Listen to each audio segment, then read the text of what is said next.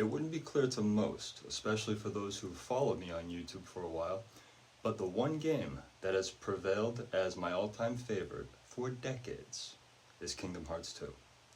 But without its predecessor, Kingdom Hearts, my fanaticism towards the sequel would have never been as fervent as it ended up becoming. I've spoken about it lightly throughout my channel's history, but the debut entry of this series had played a huge part in my life. Kingdom Hearts 2 takes the throne for its massive improvements to the combat mechanics, enhanced world design that helped to create a more sprawling, spread-out feel throughout the areas, which also helped to deepen the exploration aspect that the first title lacked, comparatively speaking. And completing Jiminy's Journal is one of the most enjoyable quest completion efforts in any game, if you ask me.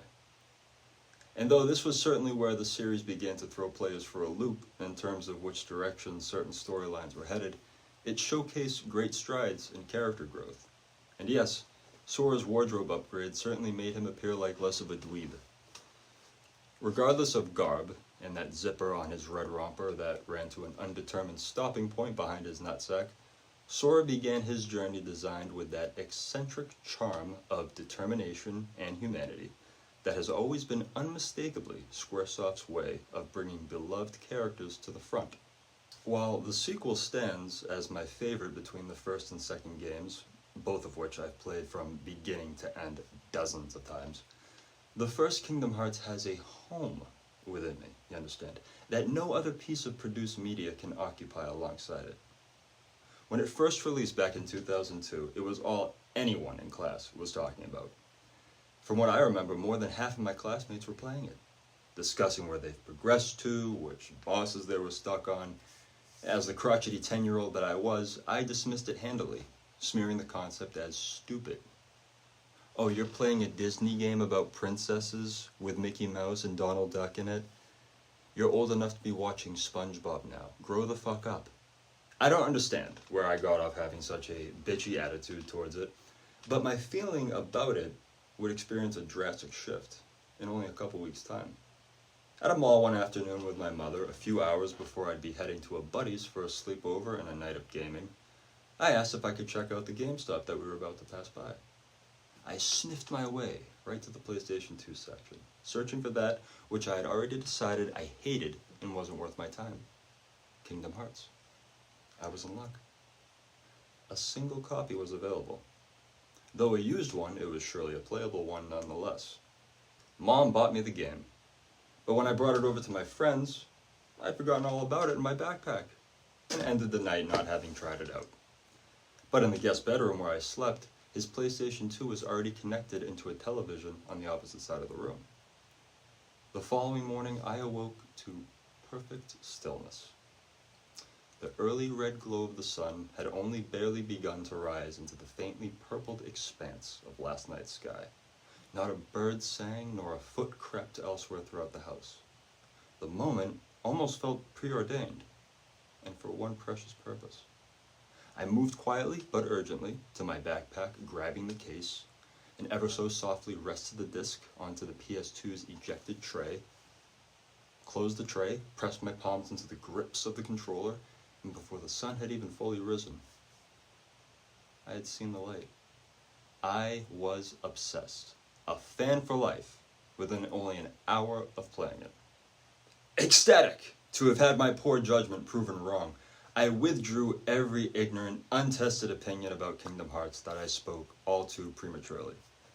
By the time my father arrived to bring me home from my friends, I had already reached Traverse Town, closing in on the first guard armor fight, and eager to get back into it as soon as was humanly possible. In a matter of days, I was already in Halloween Town. But when I'd chime in at school to discuss it, I'd be met by most of my classmates telling me, I've already beaten it, it's old news. That didn't matter to me, though.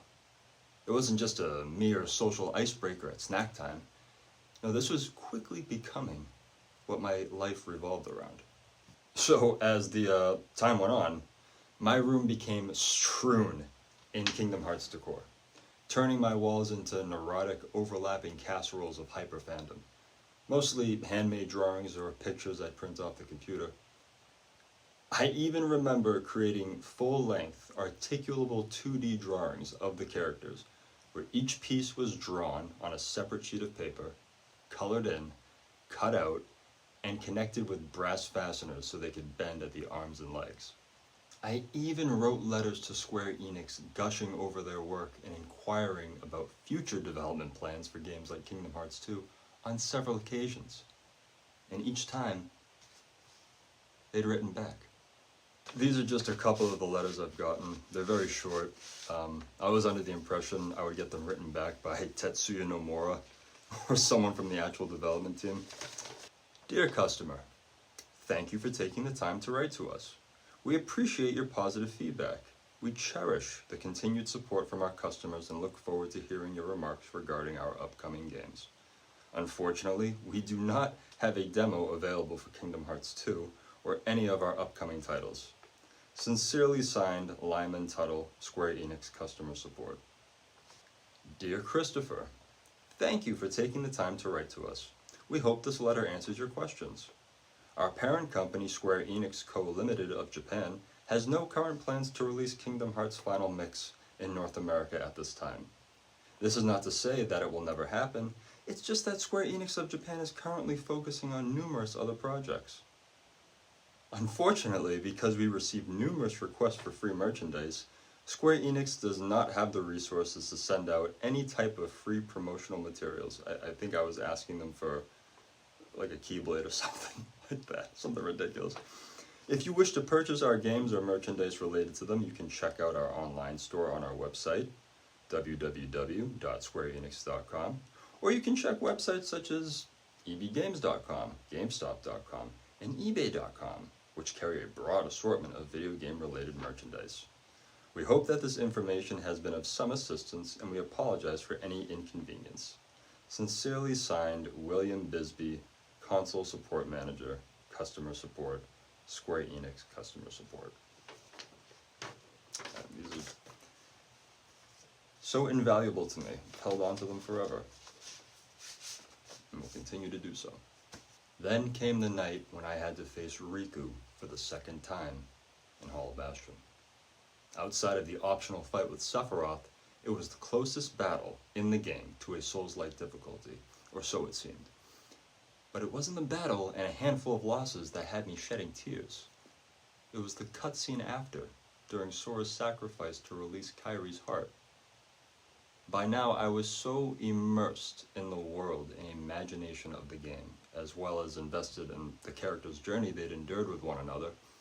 Watching Sora so selflessly plunge that Keyblade into his chest had me hysterical, beside myself. I nearly put my hand on the screen begging, Sora, no, why?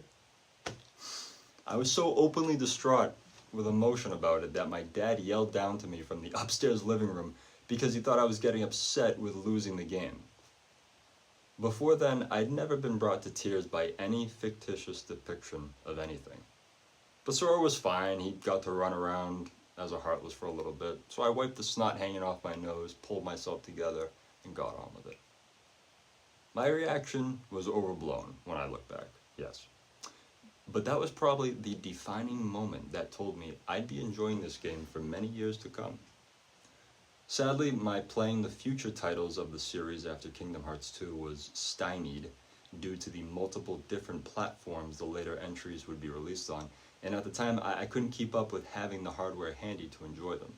I did, however, finish Dream Drop Distance, Kingdom Hearts 3, and gave up life for a while to platinum the 1.5 and 2.5 remixes, which were phenomenal. But even without those and the others, it could not possibly dull the impact Kingdom Hearts had on me growing up.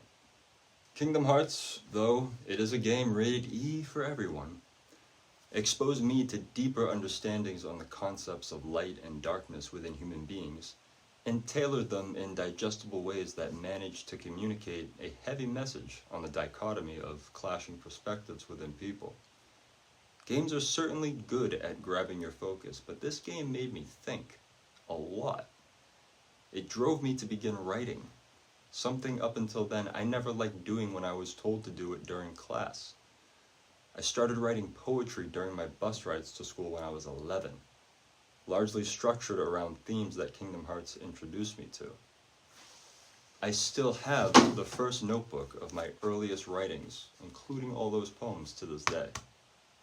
What the title of this video means to say is that Kingdom Hearts would motivate me to seek depth where it's not often sought, where it is assumed it doesn't need to be found. It pulled out of me a love for writing that I've continued nurturing ever since. It imparted the importance of selflessness, truth, and even radical loyalty between friends. There are plenty of others who I'm sure have looked back at a game they've played and can similarly say, yeah, playing through that meant a lot to me and changed a lot for me. It's a large claim to credit a video game as the source of, but games have been increasingly pushing the boundaries of what is profound for years.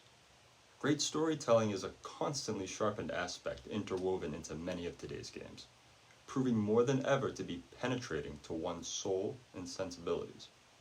A plotline and characters who remain with you after overcoming the final boss are no longer expectations exclusive to Hollywood. Arguably, it's the constant interactive engagement between player and character and the strategy and skill needed to move along further and further that can create a more meaningful connection between the one playing the game and the story being told. Overall, I find that I'm blessed to have not settled on preformed defamatory opinions about Kingdom Hearts until I gave it a chance. Not knowing, I would be led to discover parts of me that I'm grateful for, helping create who I've become today. Thank you so much, Kingdom Hearts, and thank you so much for listening.